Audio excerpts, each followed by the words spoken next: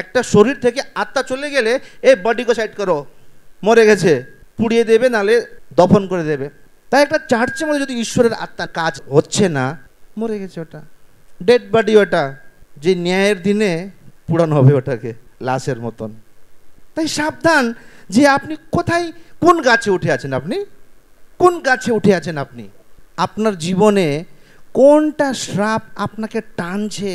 যিশু আপনাকে নামাতে চাচ্ছে ওই শ্রাপ থেকে, কিন্তু আপনাকে ওই জায়গায় হতে হবে যেখান থেকে যিশু যাচ্ছে। কিন্তু যদি জাকিও জঙ্গলে অন্য কোনো গাছে উঠে আছে আর যিশু ওইদিকে যাচ্ছে, দেখবে যিশু ওকে, যে রাস্তায় যিশু যাচ্ছিল ওই রাস্তার গাছের উপরেই জাকিও উঠেছে।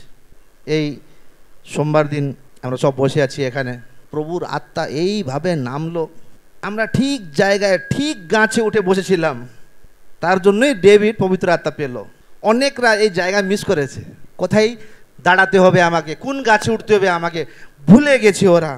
যে জায়গায় ঈশ্বরের আরাধনা হয়, 2 বা 3 জমা হইলে আমি সেখানে আসব, ওই জায়গাকে আমি মিস করবেন না, ওই জায়গাতে আশেপাশে থাকবেন।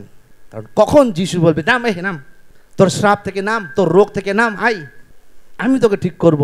But for that you have to be in that place. আপনাকে ওই জায়গায় থাকতে হবে।